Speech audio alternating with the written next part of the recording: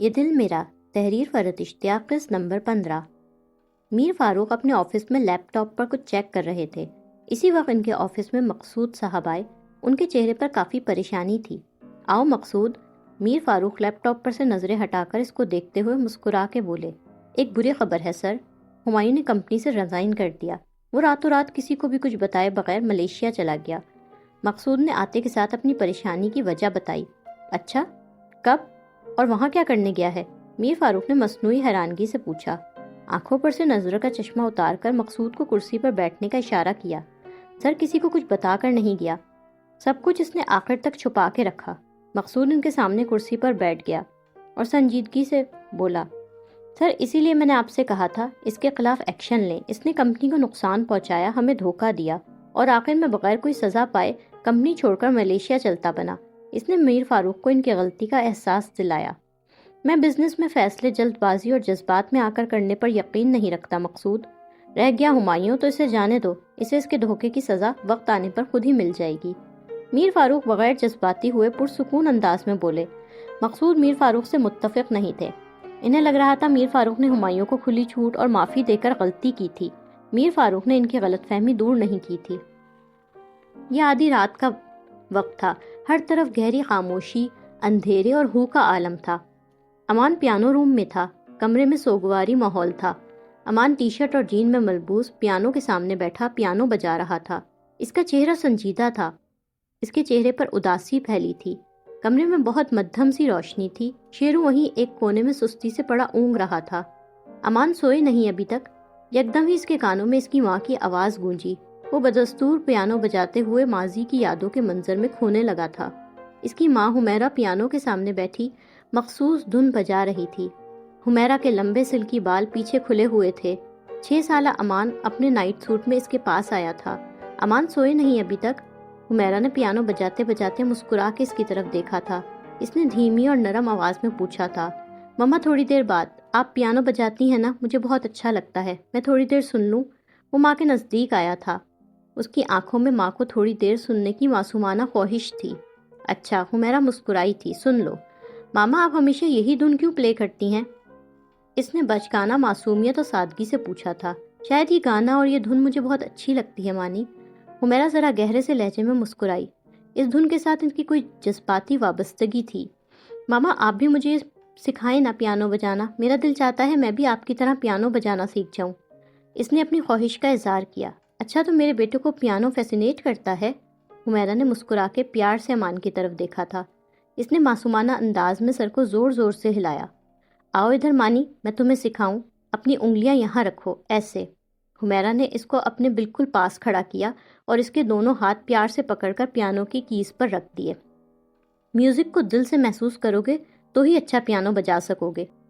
اس کے ہاتھوں کی انگلیوں کو اپنے ہاتھوں کی انگلیوں میں ملا کے وہ پیار سے اس کو پیانو بجانا سکھا رہی تھی۔ اس نے وہی دھن بجانی پھر سے شروع کر دی جو امان کو آج بھی اچھی لگتی تھی۔ امان کی آنکھوں کی سوگواری اور اداسی آہستہ آہستہ جنونی کیفیت میں بدلنے لگی۔ اس کا چہرہ سرخ ہونا شروع ہو گیا، آنکھیں پھٹی پھٹی سی لگنے لگیں، اس کی سانسیں ناہموار سی ہو گئیں۔ وہ شدید اعصابی اور ذہنی دباؤ میں جا رہا تھا۔ اچانک پیانو کی کیز پر اس کی انگلیاں تیز تیز چلنے لگی تھیں۔ وہ عجیب جنونی اور دیوانگی بھرے عالم میں زور زور سے پیانو بجا رہا تھا۔ گھر میں اس کے بے ہنگم انداز میں پیانو بجانے کا شور گونجنے لگا۔ امام دین اس شور کی آواز سن کر اپنے کمرے میں سے حیران پریشان سا نکلا۔ پیانو روم کی طرف قدم بڑھاتے بڑھاتے وہ ڈر کے رک گیا۔ اسے یاد آ گیا تھا کہ امان نے اسے سختی سے وہاں آنے سے منع کر رکھا تھا۔ پیانو کا بے ہنگم شور اور کان پڑتی آواز ماحول کو خوفناک اور پراسرار بنا رہی تھی۔ امام دین ابھی اس شش و پنج میں تھا کہ کمرے میں جائے کہ نہیں، یہ شور ایک دم ہی مکمل خاموشی میں بدل گیا۔ میوزک کی آواز ایک دم ہی بند ہو گئی۔ وہ کچھ الجھا اور پریشان سا وہیں رک کر کھڑا ہو گیا۔ ایک دم ہی پیانو روم سے نکل کر بھاگتا ہوا زور زور سے شیرو اس کے پاس آ کر بھونکنا شروع ہو گیا۔ وہ امام دین کے پاس آ کے زور زور سے بھونکنے لگا جیسے اسے کچھ سمجھانا چاہتا ہو۔ کیا ہوا شیرو؟ شیرو اس کی قمیض کے دامن کو پکڑ کے کھینچنے لگا۔ امام دین کو شیرو کی بات سمجھنے میں 1 سیکنڈ لگا۔ شیرو کیا کہہ رہا ہے تو؟ تیرے ساتھ چلوں؟ اور بھائی مروائے گا کیا؟ صاحب نے منع کر رکھا ہے وہاں جانے کو۔ اس نے انکار میں سر ہلا دیا۔ وہ امان کے پاس پیانو روم میں جانے سے خوفزدہ تھا۔ مگر شیرو اچھل اچھل کر اس طرح مسلسل زور زور سے بھونک رہا تھا وہ جیسے ہر حال میں امام دین کو ساتھ لے جانا چاہتا تھا۔ ناچار پریشان سا ہو کر وہ شیرو کے ساتھ چل پڑا۔ وہ محتاط سا ہو کر کمرے کے آدھے کھلے دروازے پر ہی رک گیا کہ کہیں امان سے ڈانٹ نہ پڑ جائے، لیکن اسی وقت بے ہوش پڑے امان پر اس کی نظر پڑی۔ اس کا سر پیانو پر بے ترتیب سے انداز میں گرا پڑا تھا، ایک ہاتھ نیچے جھول رہا تھا اور دوسرا پیانو پر تھا۔ امان بیٹا! امان کو یہ بے ہوش پڑا دیکھ کر امام دین بوکھلا گیا۔ وہ تیزی سے بھاگ کر اندر آیا، شیرو بھی اس کے پیچھے بھاگتا آیا۔ ارے امان بیٹا کیا ہوا؟ ارے میرے خدا! اس نے امان کو ہلانے اور اس کے سر اوپر اٹھانے کی کوشش کی۔ سر پیانو پر زور سے گرنے سے امان کے ماتھے پر چوٹ لگی تھی، ماتھے پر سے ہلکا سا خون بھی نکل رہا تھا۔ امان بیٹا اٹھیں! امام دین نے امان کا چہرہ تھپ تھپاتے ہوئے اسے ہوش میں لانے کی کوشش کی۔ امان بیٹا کیا ہوا آپ کو؟ ارے کوئی ہے؟ افضل جلدی پانی لاؤ، ڈاکٹر کو بلاؤ۔ ارے دیکھو اپنے صاحب کو کیا ہو گیا ہے۔ ساتھ ہی اس نے بوکھلا کر دوسرے ملازم کو کئی آوازیں لگا دیں۔ کمرے میں اندھیرا تھا، امان گہری نیند سویا ہوا تھا، اس کے ماتھے پر بینڈیج لگی تھی۔ ملازموں کی مدد سے امام دین اس کو اس کے بیڈ روم میں لے آیا تھا۔ وہ بہت نڈھال سا نظر آ رہا تھا۔ ایک دم ہی اس کی آنکھ کھلی، ایک لمحے کے لیے وہ یوں ہی چت بیڈ پر لیٹا رہا۔ اسے یاد آیا کہ وہ پیانو بجاتے بجاتے بے ہوش ہوا تھا۔ وہ اپنا سر پکڑتا اٹھ کر بیٹھا، سر درد سے پھٹ رہا تھا۔ اس کا ہاتھ ماتھے پر گیا تو اسے اپنی چوٹ اور بینڈیج کا بھی احساس ہوا۔ اس نے اپنے سر اور بالوں کو وحشت بھرے انداز میں دونوں ہاتھوں میں جکڑا، مگر یہ سر درد ناقابل برداشت تھا۔ اس نے سائڈ ٹیبل کی دراز سے دوا کی شیشی نکالی، گولیاں ہاتھ میں نکالی۔ اس نے سائڈ ٹیبل پر دیکھا، وہاں پانی موجود نہیں تھا۔ امام دین بابا! اس نے زور سے آواز لگائی۔ امام دین بابا! گہری خاموشی اور سناٹے میں اس کی آواز گھر میں چاروں طرف گونجی۔ اس نے امام دین کو آوازیں دینے کے ساتھ سائڈ ٹیبل پر موجود انٹرکام کا بٹن زور زور سے پریس کیا۔ جی بیٹا! اپنے کمرے میں سوتے سے اٹھ کر بوکھلایا سا امام دین وہاں آیا۔ امان کی آنکھیں سرخ انگارہ ہو رہی تھیں، وہ شدید سر درد میں مبتلا نظر آ رہا تھا۔ مجھے پانی دیں۔ اس نے کھوئی کھوئی نظروں سے امام دین کو دیکھا۔ جی اچھا۔ شدید سر درد کی اس کیفیت میں اس نے نوٹس ہی نہیں کیا کہ پانی کا ڈھکا ہوا جگ اور گلاس بائیں جانب سائڈ ٹیبل پر رکھے تھے۔ یہ لیں۔ امام دین نے فوراً پانی کا گلاس اس کی جانب بڑھایا۔ امان نے اس کے ہاتھ سے گلاس لیا اور ایک گھونٹ میں چاروں گولیاں پانی کے ساتھ حلق سے نیچے اتار لیں۔ اب آپ کی طبیعت کیسی ہے بیٹا؟ آپ کیسا محسوس کر رہے ہیں؟ امام دین اس کے پاس کھڑا اسے بغور اور فکر سے دیکھ رہا تھا۔ ٹھیک ہوں، وہ مختصراً بولا اور امام دین کی طرف دیکھے بغیر واپس لیٹ گیا۔ میں سونا چاہتا ہوں، بہت گہری نیند۔ امان کے اس جملے میں بہت سا درد تھا، جیسے کچھ ایسے دکھ اور غم تھے اس کی زندگی میں جو جب یاد آتے تھے تو وہ گہری نیند میں کھو کر اس سے دور بھاگ جانا چاہتا تھا۔ جی۔ امام دین ملازم تھا، مزید کچھ پوچھ نہیں سکا مالک سے، مگر اس کے لیے فکر مند ضرور تھا۔ مجھے اٹھائیے گا نہیں، جب تک میں سوتا رہوں مجھے سونے دیجیے گا۔ اس نے کہتے ہوئے دوبارہ آنکھیں بند کر لی، لیکن بند آنکھوں سے بھی اس کا دکھ اور غم چھلک رہے تھے۔ امام دین اسے فکر سے دیکھتا وہاں سے چلا گیا۔ سائرہ باہر سے خوب لدھی بندھی بہت ساری گروسری کر کے تھکی ہاری گھر واپس آئی۔ آج اس کی شادی کی سالگرہ تھی اور وہ اس کے لیے بہت پرجوش تھی۔ وہ اسے بھرپور انداز میں منانا چاہتی تھی۔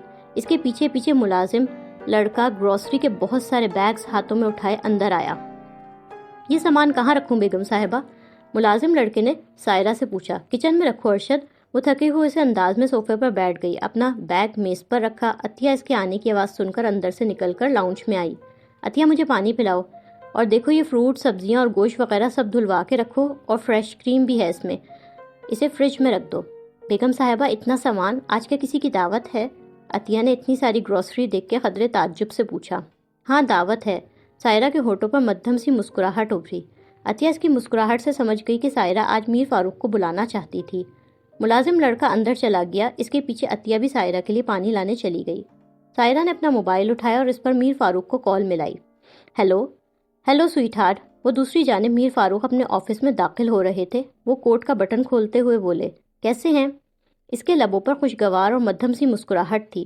تمہارے بغیر کیسا ہو سکتا ہوں؟ میر فاروق مسکرا کر بولے، اپنے آفس میں چیئر پر بیٹھتے ہوئے بولے۔ مجھے مس کر رہے ہیں؟ سائرہ نے ادا سے پوچھا۔ بہت۔ میر فاروق کا انداز بھی جواباً پیار بھرا اور رومانٹک تھا۔ پھر آج آ جائیں گے میرے پاس؟ سائرہ نے پیار بھری فرمائش کی۔ آج؟ میر فاروق نے آج کے نام پر انکار میں کچھ کہنا چاہا، گویا اپنی کسی مصروفیت کا بہانہ بنانا چاہا، مگر سائرہ نے ان کی بات کاٹی۔ پلیز انکار نہ کریں، آج ہماری ویڈنگ اینیورسری ہے، ہماری شادی کی 7ویں سالگرہ۔ وہ پیار بھرے اصرار اور ضد سے بولی۔ ارے میں تو بھول ہی گیا۔ میر فاروق چونکے۔ لیکن میں نہیں بھولی۔ میں چاہتی ہوں آج کا یہ یادگار دن ہم ساتھ گزاریں۔ میں آپ کے لیے خود اپنے ہاتھوں سے کھانا بنا رہی ہوں، کیک بھی میں خود ہی بیک کروں گی۔ میرے ہاتھوں سے بنا ڈنر میرے ساتھ کریں گے نا؟ سائرہ نے بہت لاڈ اور چاؤ سے پوچھا۔ اتنے پیار سے کہو گی تو کون کافر انکار کرے گا؟ میر فاروق جواباً مسکرائے۔ پھر آپ آ رہے ہیں یعنی؟ سائرہ نے خوش ہو کر تصدیق کی۔ ہاں، تم ڈنر کی تیاری کرو، میں ٹھیک 8 بجے تمہارے پاس ہوگا۔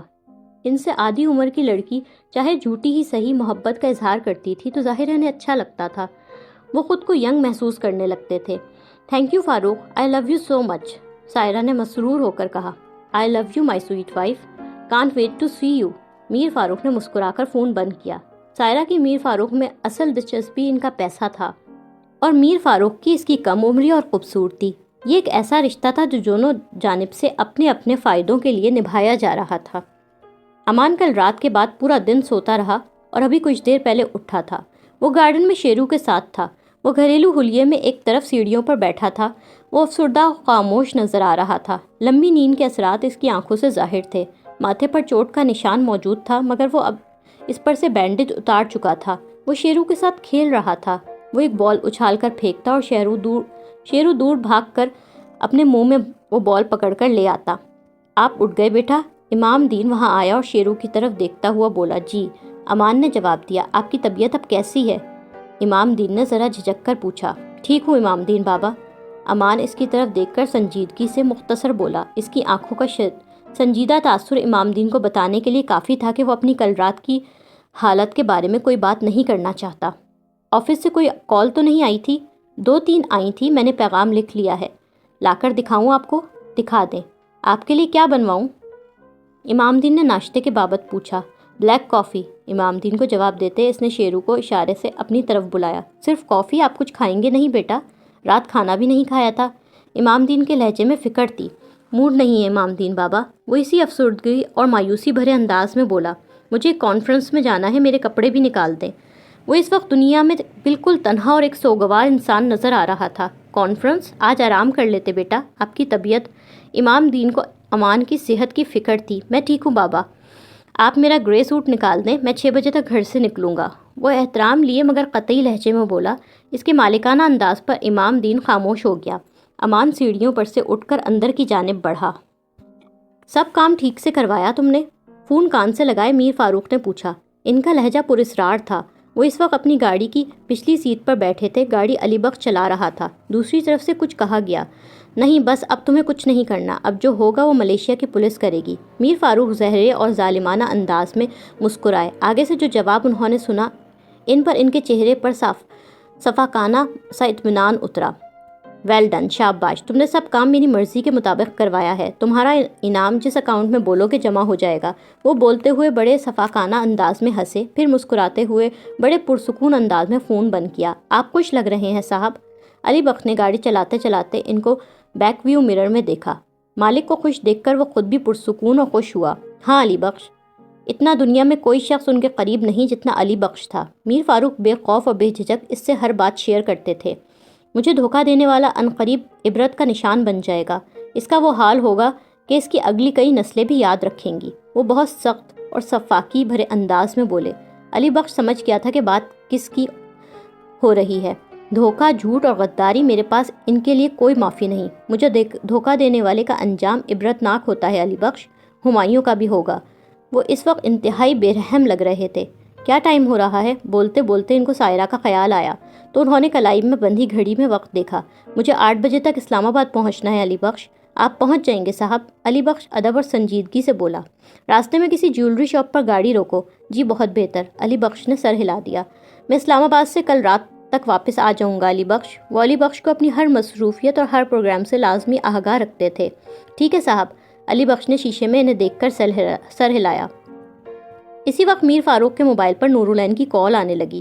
انہوں نے مسکرا کر بیٹی کی کال ریسیو کی۔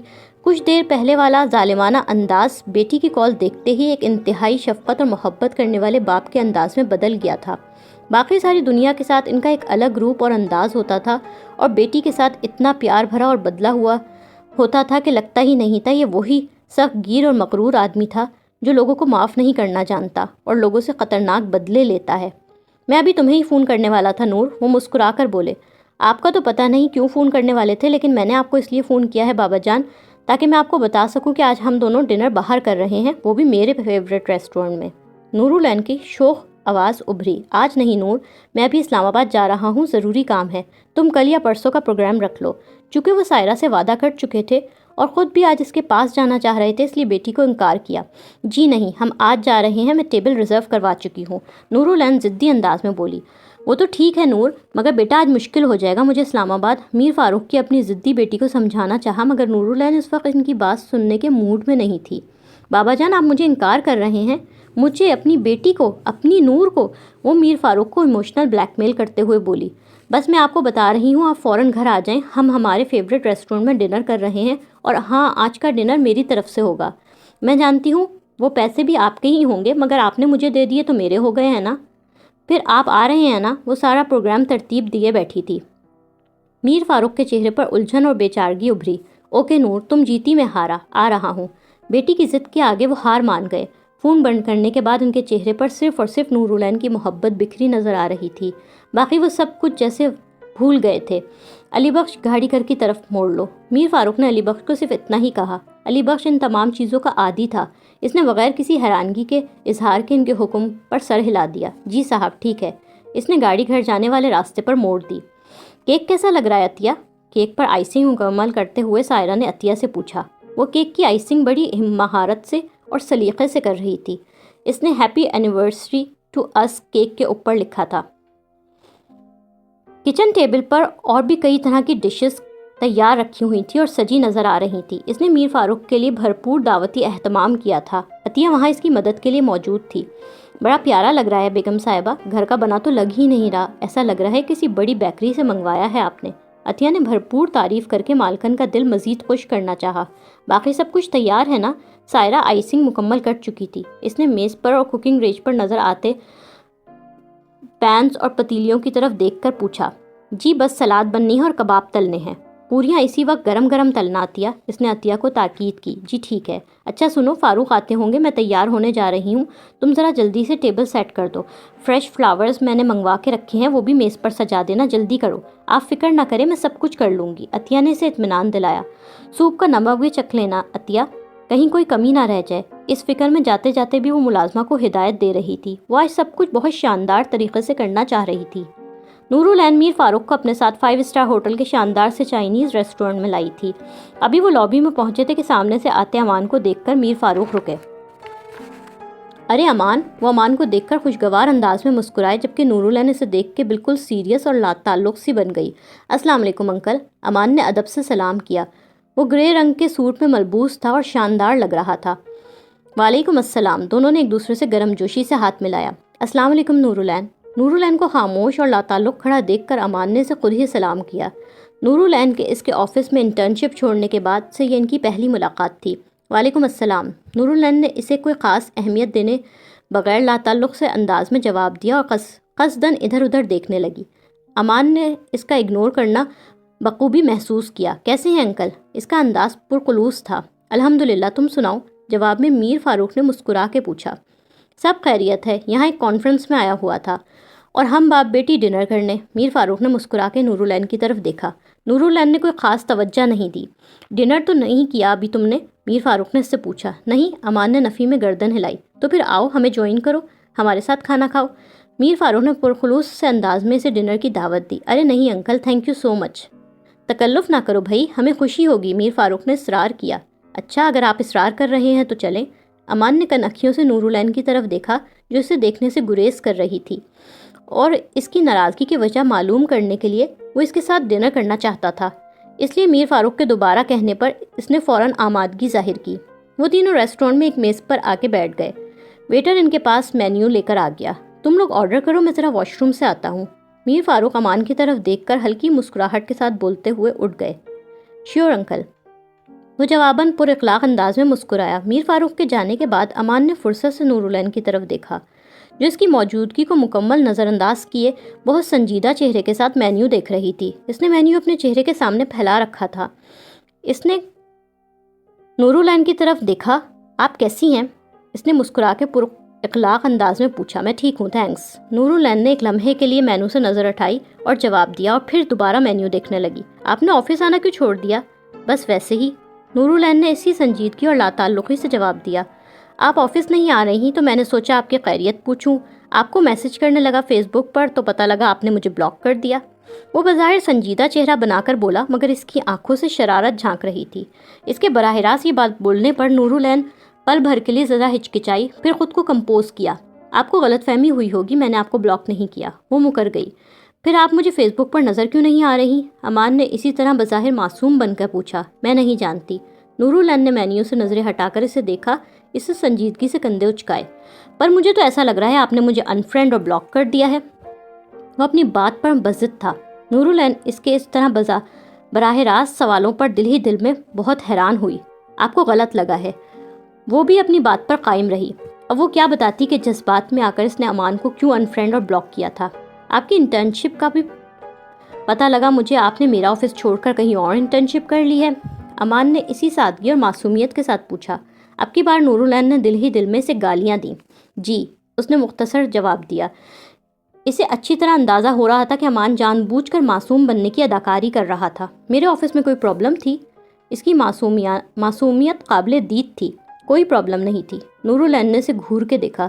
اندر ہی اندر اسے شدید غصہ چڑھ رہا تھا، جس پر اس نے مشکل سے قابو پایا۔ آپ کیا آرڈر کریں گے؟ اس نے موضوع بدلا۔ آپ کا مہمان ہوں، جو آپ کھلائیں گی کھا لوں گا۔ آپ کیا کھلائیں گی؟ امان نے اس کی آنکھوں میں براہ راست دیکھا۔ وہ زیر لب مسکرا کر بولا۔ نورالعین نے اس کے سوال کو نظر انداز کر کے ویٹر کو آواز دی۔ اسی وقت میر فاروق وہاں سے واپس آ گئے۔ امان ان کو دیکھ کر ذرا سنجیدہ اور سوبر بن کر بیٹھ گیا۔ کیا ہوا بھائی، تم لوگوں نے ابھی تک آرڈر نہیں کیا؟ اپنی کرسی پر بیٹھتے ہوئے انہوں نے دونوں کو دیکھا۔ بابا جان، میں آرڈر کرنے ہی لگی تھی۔ امان کو نظر انداز کرتی ہوئی وہ میر فاروق سے مخاطب ہوئی۔ امان اس کے انداز سے سمجھ چکا تھا کہ وہ کسی بات پر اس سے سخت چڑی ہوئی ہے۔ اس کی خفگی اور آنکھوں میں پھیلی چڑچڑاہٹ کو وہ دل ہی دل میں انجوائے کر رہا تھا۔ ماشاءاللہ بیگم صاحبہ، آج تو آپ کسی دلہن کی طرح خوبصورت لگ رہی ہیں۔ سائرہ سرخ رنگ کی ساڑی پہنے سیڑھیاں اتر کر نیچے آئی۔ وہ بے حد حسین لگ رہی تھی۔ ڈائننگ ٹیبل پر کیک، تازہ پھول اور موم بتیاں بہت خوبصورتی سے سجی تھیں۔ عطیہ میز پر پھولوں کا سیٹ کر کے رکھ رہی تھی جب اس کی نظر سائرہ پر پڑی۔ ہماری شادی کی سالگرہ ہے عطیہ، دل چاہ رہا تھا آج اپنے شوہر کے لیے بہت دل سے تیار ہوں۔ سائرہ بڑی ادا سے ساڑی کا پلو سنبھالتی مسکرائی۔ اسے خود بھی اچھی طرح معلوم تھا کہ وہ بہت حسین لگ رہی ہے۔ صاحب آپ کو دیکھتے کہ دیکھتے ہی رہ جائیں گے آج، آپ کے پاس سے واپس جانا بھول جائیں گے۔ عطیہ کا انداز خوشامدی تھا۔ باتیں کم کرو عطیہ، کام پہ دھیان دو۔ فاروق بس اب کسی بھی لمحے آنے والے ہوں گے، جا کے کچن میں دیکھو کہیں کچھ رہ نہ گیا ہو۔ سائرہ نے مغروریت سے اس کو جھڑکا۔ کچن میں سب تیار ہے بیگم صاحبہ، عطیہ نے اسے اطمینان دلایا۔ پھر بھی تم جا کر دوبارہ چیک کرو، آج یہاں سب کچھ فاروق کی پسند اور اونچے معیار کے مطابق ہونا چاہیے۔ ان کی خاطر تواضع میں کوئی کمی نہیں ہونی چاہیے۔ مگر سائرہ آج کی رات کے لیے بہت پرجوش تھی۔ وہ چاہتی تھی آج فاروق اس سے بہت خوش ہوں، اسی لیے ہر چیز بہترین چاہتی تھی۔ عطیہ اس کو خوش اور پرجوش دیکھ کے جلدی سے سر ہلاتی کچن میں چلی گئی۔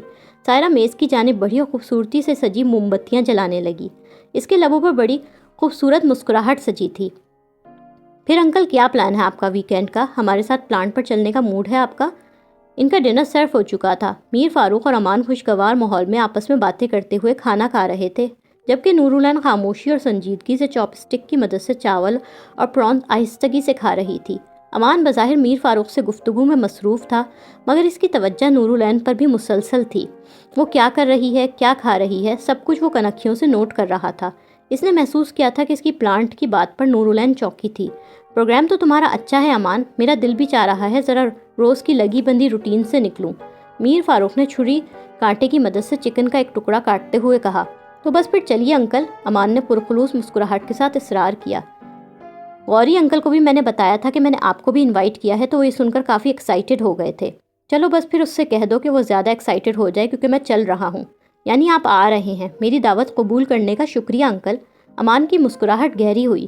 تمہارے انوائٹ کرنے کا شکریہ امان۔ نورالعین آپ بھی انکل کے ساتھ آئیے گا نا، آپ کا تو فیوریٹ سبجیکٹ ہے پیٹرو کیمیکل ریفائنری اور پیٹرو کیمیکلز۔ امان نے یک دم براہ راست اس کو مخاطب کیا۔ وہ بظاہر خوش اخلاقی بھرے مسکراہٹ کے ساتھ بولا۔ وہ جو اس دعوت اور پلانٹ وزٹ کا پس منظر سمجھنے کی کوشش کر رہی تھی، اس طرح براہ راست مخاطب کیے جانے پر فوری طور پر کچھ بھی بول نہیں پائی۔ آئی ایم شور آپ کے لیے ایک بہترین لرننگ ایکسپیرینس رہے گا۔ انٹرنشپ میں آپ کو پلانٹ پر جا کر رہنے کا موقع ملتا، اب وہ تو نہیں ہو سکا، مگر میرا خیال ہے اگر یہ وزٹ آپ کر لیں گی تو ایک پلانٹ پر کس طرح کام ہوتا ہے اس کا کافی اچھا فرسٹ ہینڈ ایکسپیرینس آپ کو ہو جائے گا۔ اس کی آنکھوں میں چھلکتی شرارت بھری چمک نورالعین واضح محسوس کر سکتی تھی۔ کیوں انکل، آپ کیا کہتے ہیں اس بارے میں؟ اس سے سنجیدگی سے میر فاروق سے پوچھا۔ بات تو تمہاری ٹھیک ہے امان، نور کے لیے ایک اچھا تجربہ رہے گا، فن کا فن اور لرننگ کی لرننگ، باقی اب جیسا یہ چاہے، جیسا اس کا موڈ ہو۔ Thanks for the invite Aman sahab, اگر میرا موڈ ہوا تو بابا جان کو بتا دوں گی، وہ جواباً بہت پرتکلف انداز میں بولی۔ شیور، ویسے انکل کے ساتھ آپ بھی آئیں گی تو مجھے بہت خوشی ہوگی۔ امان کے چہرے سے مسکراہٹ جدا ہی نہیں ہو رہی تھی، وہ اندر ہی اندر بری طرح چڑی تھی۔ شکریہ، اس نے مختصر اور پرتکلف جواب دیتے ہوئے چاپ اسٹکس سے پرانس اٹھایا اور اسے ساس کے ساتھ لگا کر کھانے لگی، جس سے ساس ہلکا سا اس کے ہونٹ کے اوپر والی جگہ پر لگ گیا۔ اسی وقت میر فاروق کے موبائل کی رنگ ٹون بجی۔ انہوں نے جیب سے موبائل نکالا، سائرہ کی کال آ رہی تھی۔ انہوں نے کال کو سائلنٹ کیا۔ سائرہ نے 1 سے 2 بار مزید کال کی۔ ان کا پورا دھیان اپنے موبائل کی طرف تھا، جبکہ امان کا سارا دھیان نورالعین کی طرف۔ اس نے نورالعین کے ہونٹ کے اوپر لگے ساس کی طرف مسکرا کر دیکھا۔ نورالعین نے اس کی مسکراہٹ کو حیرانگی سے دیکھا۔ امان نے اشارے سے اپنے ہونٹ کے اوپر دائیں جانب انگلی رکھ کے اشارے سے بتایا۔ وہ سمجھ گئی۔ اس نے جلدی سے نیپکن اٹھا کر ہونٹ کو درمیان سے صاف کیا۔ امان نے نفی میں سر ہلا کر دوبارہ اپنے ہونٹ کے اوپر انگلی رکھ کر اسے درست جگہ بتائی۔ اس نے نیپکن سے ساس صاف کیا۔ امان نے مسکرا کر سر ہلا دیا، گویا سے تسلی دی۔ اس نے امان کی مسکراہٹ کو ذرا حیرانگی سے دیکھا۔ امان نے اپنے آگے رکھی ساس کی چھوٹی سی پیالی بھی نورالعین کی طرف بڑھا دی، جیسے کہہ رہا ہو تمہیں ساس اچھا لگ رہا ہے تو میرا والا ساس بھی تم کھا لو۔ میر فاروق نے کال کاٹنے کے بعد موبائل واپس اپنی کوٹ کی جیب میں رکھا۔ وہ امان سے دوبارہ مسکرا کے گفتگو کرنے لگے اور کھانا بھی شروع کر دیا، مگر ان کی آنکھوں میں بے چینی نظر آ رہی تھی۔ وہ ڈنر جلد سے جلد ختم کر کے سائرہ کے پاس جانا چاہتے تھے۔ خوشگوار ماحول میں کھانا کھانے کے بعد وہ تینوں ہوٹل سے نکل آئے۔ سامنے ہی میر فاروق کی اور امان کی گاڑیاں کھڑی تھیں۔ میر فاروق کی گاڑی کے پاس علی بخش کھڑا تھا۔ بھئی اتفاقیہ ملاقات اچھی رہی، ملاقات بھی اور ڈنر بھی۔ وہ مسکرایا۔ چلے پھر سنڈے کو ملاقات ہوتی ہے انشاءاللہ، میر فاروق جواباً بولے۔ خدا حافظ انکل۔ میر فاروق کو مسکرا کر کہنے کے بعد اس نے نورالعین کی جانب دیکھا، جو خود کو لاتعلق ظاہر کرتی خاموش کھڑی تھی۔ گڈ بائی نورالعین، اس نے ایک بار پھر براہ راست اسے مخاطب کیا۔ امید کرتا ہوں آپ انکل کے ساتھ ضرور آئیں گی۔ وہ دوستانہ انداز میں مسکرایا۔ Good by. نورالعین اس کے شوخی مزاجی اور دوستانہ انداز پر مسلسل حیران ہو رہی تھی۔ وہ مزید کچھ نہیں کہہ پائی۔ اس کا جواب سنے بغیر امان اپنی گاڑی کی طرف بڑھ گیا، جبکہ میر فاروق اور نورالعین اپنی گاڑی کی طرف، جس کا دروازہ علی بخش کھولے کھڑا تھا، وہاں بڑھ گئے۔ نورالعین نے گردن موڑ کر اس کو گاڑی میں بیٹھتے دیکھا۔ اسی لمحے امان نے اپنی گردن اس کی جانب گھمائی تھی۔ دونوں کی نظریں ایک لمحے کو ملی تھی۔ وہ اپنی نظروں کی چوری پکڑے جانے پر فوراً ہی رخ بدل گئی، جبکہ امان زیر لب مسکراتا گاڑی نکالنے لگا۔ رات کا آخری پہر تھا۔ میر فاروق ڈنر سے فارغ ہونے کے بعد فوری طور پر اپنے پرائیویٹ جیٹ میں بیٹھ کر سائرہ کے پاس اسلام آباد پہنچے تھے۔ وہ سائرہ کو ڈھونڈتے ڈرائنگ روم میں آئے تھے۔ سارا گھر اندھیرے میں ڈوبا ہوا تھا۔ ڈرائنگ روم میں مدھم سی روشنی تھی۔ انہوں نے دیکھا کہ ڈائننگ ٹیبل پوری طرح سے سجی ہوئی تھی۔ اس پر کیک موجود تھا۔ موم بتیاں جلتے جلتے خود ہی بجھ گئی تھیں۔ پھول سجے ہوئے تھے اور سائرہ اسی خوبصورت ساڑی اور تیاری میں میز پر سر رکھے رکھے سو چکی تھی۔ وہ تھوڑے شرمندہ ہوئے تھے۔ سائرہ سے وعدہ خلافی پر انہیں دکھ اور شرمندگی محسوس ہوئی تھی۔ وہ سائرہ کے قریب آئے۔ انہوں نے سائرہ کے بالوں کو چھوا اور اس کے ہاتھ کے اوپر اپنا ہاتھ رکھا۔ ان کے لمس کو محسوس کر کے سائرہ کی آنکھ کھلی۔ اس نے انہیں دیکھا۔ اس کی آنکھوں میں شدید غم و غصہ اور ناراضگی ابھری تھی۔ وہ یکدم ہی سیدھی ہو کر بیٹھی۔ میر فاروق کو اپنی غلطی کا احساس تھا، اس لیے ذرا شرمندہ سے انداز میں مسکرائے۔ سوتے ہوئے تمہارا حسن ہوش ربا لگ رہا تھا۔ ان کی بات کا جواب دیے بغیر وہ کرسی پر سے اٹھ گئی۔ یہ کیک تم نے خود بنایا ہے؟ میر فاروق نے ستائشی نظروں سے میز پر سجے کیک کی طرف دیکھ کر اس سے پوچھا۔ ہم کیک کاٹتے ہیں۔ انہوں نے سائرہ کا ہاتھ تھامنا چاہا، مگر سائرہ نے بہت غصے سے اپنا ہاتھ ان کے ہاتھ سے چھڑوایا۔ سائرہ کیا ہوا ہے بھائی؟ انہوں نے مسکرا کے پیار سے اس کی طرف دیکھا۔ دوبارہ اس کا ہاتھ تھامنا چاہا۔ مجھے آپ سے بات نہیں کرنی فاروق۔ سائرہ نے دوسری بات بھی اپنا ہاتھ ان کے ہاتھ سے بے حد ناراضگی سے چھڑایا۔ تو کیا واپس چلا جاؤں؟ ہاں چلے جائیں۔ جب میری اور میری محبت کی آپ نے نزدیک کوئی اہمیت اور قدر ہی نہیں ہے تو واقعی آپ واپس چلے جائیں، وہ جواباً غصے سے بولی۔ اس کی آنکھوں میں دکھ اور غصہ دونوں بھرے ہوئے تھے۔ اچھا نا، آپ غصہ ختم کرو۔ جانتا ہوں میں نے تم سے وعدہ کیا تھا اور میں وعدے کے مطابق تمہارے پاس نہیں آ سکا، مگر میری مجبوری تو سمجھو۔ مجھے نور کے ساتھ ڈنر کرنے جانا پڑ گیا۔ انہوں نے پیار سے اس کے قریب آ کر اس کے بالوں کی لٹوں کو چھوا۔ نورالعین کا نام سنتے ہی سائرہ بری طرح چڑ گئی۔ ایک بار پھر سے نور، مجھے پتا تھا نورالعین کی ہی وجہ ہوگی آپ کے نہ آنے کی۔ اس کے ساتھ ڈنر پر جانا ہماری ویڈنگ اینیورسری اور میری خوشیوں سے زیادہ اہم تھا۔ جب نور سامنے آ جائے تو پھر میری کوئی اوقات ہی نہیں رہتی نا۔ پھر تو وہ غصے میں جذباتی ہو کر بول رہی تھی۔ سائرہ بس، میر فاروق نے سختی سے سائرہ کی بات کاٹی۔ ان کا پیار بھرا منانے والا انداز ایک پل میں سختی اور غصے میں بدل گیا تھا۔ ان کی جان سے عزیز نورالعین کا نام اس بدتمیزی سے لیا جانا ان کے غیظ و غبظ کو دعوت دے گیا تھا۔ ان کے چہرے پر غصہ اور جلال پھیلا۔ ان کا ہاتھ سائرہ کے بالوں پر سے ہٹ گیا۔ نور کے لیے یہ الفاظ اور یہ لہجہ میں بالکل برداشت نہیں کر سکتا۔ وہ جو کچھ لمحے پہلے تک اسے منانے کے موڈ میں تھے، اب ان کا موڈ غصے میں بدل چکا تھا۔ فاروق، میر فاروق کے غضبناک انداز سے وہ ڈر گئی۔ میری بیٹی سے زیادہ میرے لیے دنیا میں کوئی شخص اور کوئی رشتہ اہم نہیں۔ تمہاری جرت کیسے ہوئی نور کا ذکر اس لہجے میں کرنے کی؟ انہوں نے سائرہ کے کندھوں پر بے حد سختی اور غصے سے اپنا بازو رکھا۔ میری بیٹی کے ساتھ مقابلہ اور موازنہ کرنے کی حیثیت ہے تمہاری؟ ان کے ہاتھوں کی سختی سے سائرہ کو تکلیف پہنچ رہی تھی۔ اس کی آنکھوں میں آنسو آ گئے۔ آپ مجھے ہرٹ کر رہے ہیں، میری بے عزتی کر رہے ہیں فاروق۔ میں آپ کی بیوی ہوں، وہ تکلیف بھری آواز میں ڈر کے بولی۔ بیوی ہو کیونکہ میں نے تمہیں یہ مقام دے رکھا ہے۔ آج 3 لفظ بولوں تو تم اس گھر اور میری زندگی سے باہر ہوگی۔ یہ ہے تمہاری حیثیت اور مقام۔ وہ میر فاروق کے اس خطرناک موڈ سے بری طرح ڈر گئی تھی۔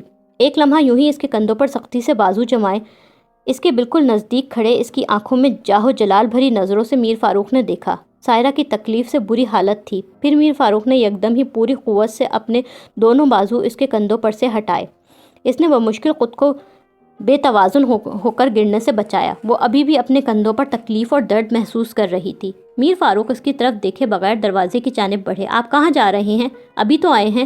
میر فاروق کو واپس جاتا دیکھ کر وہ پریشان ہو کر ان کے پیچھے آئی۔ فاروق پلیز، اس نے گھبرا کر ان کا بازو تھاما۔ اس کی آواز بھررائی ہوئی تھی۔ تمہاری ہمت کیسی ہوئی میری بیٹی کا نام اس لہجے میں لینے کی؟ تمہاری ہمت کیسی ہوئی اس کی بے عزتی کرنے کی؟ انہوں نے بہت غصے سے اپنا ہاتھ اس کے ہاتھ سے کھینچ کر الگ کیا۔ وہ سب کچھ معاف کر سکتے تھے مگر نورالعین کے خلاف ایک لفظ سننا گوارا نہیں کر سکتے تھے۔ اسے میری پہلی اور آخری وارننگ سمجھنا سائرہ۔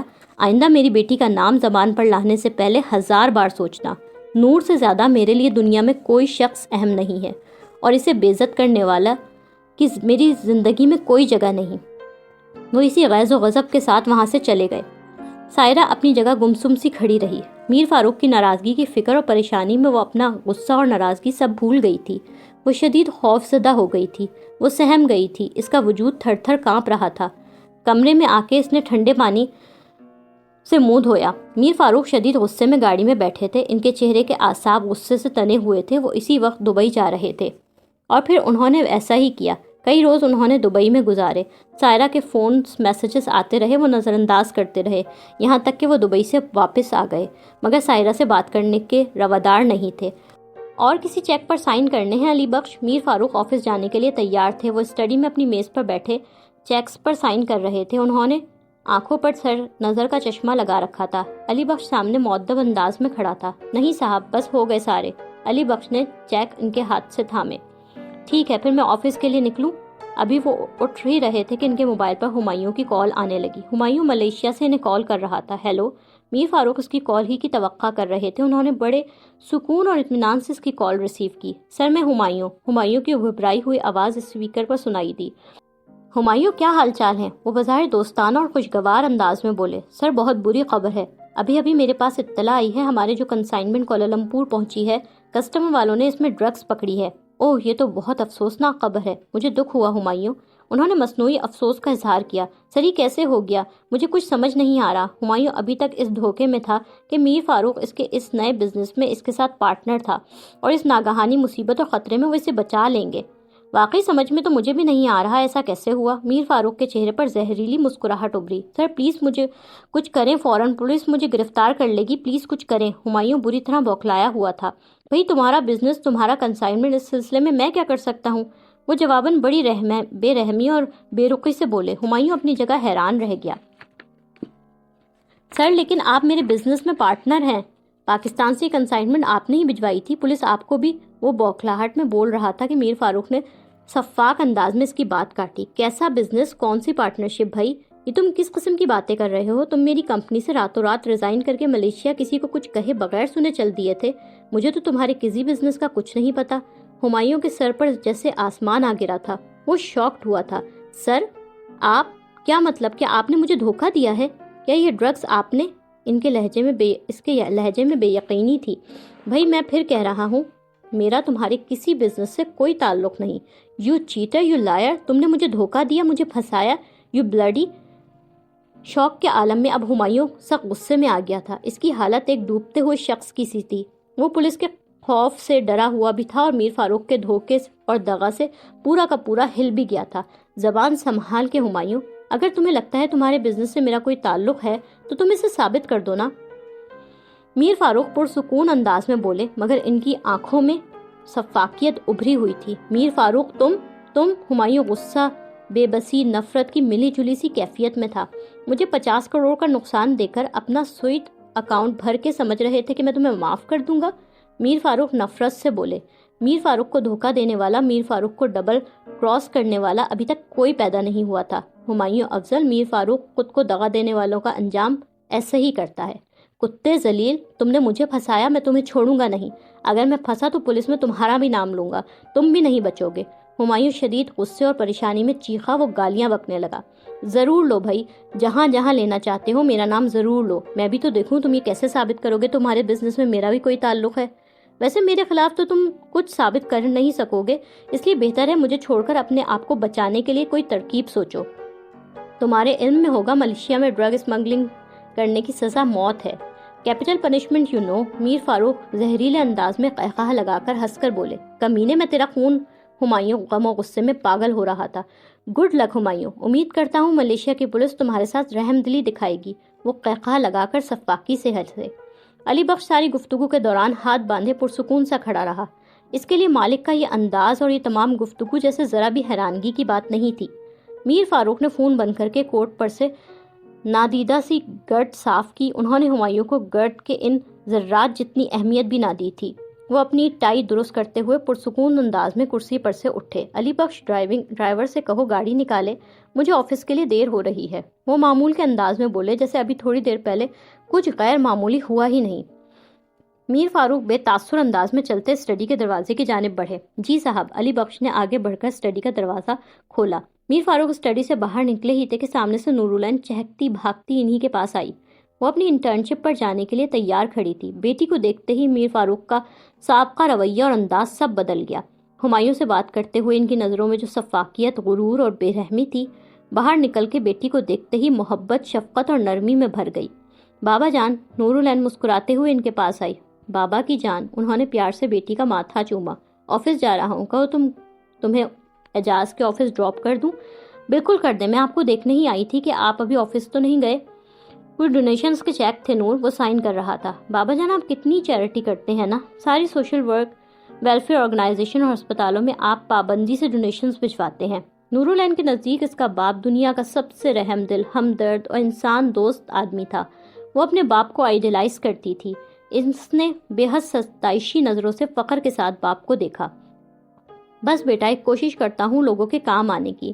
میر فاروق بہت عاجز ہو کے بولے۔ وہ دونوں چلتے ہوئے باہر کی جانب بڑھے۔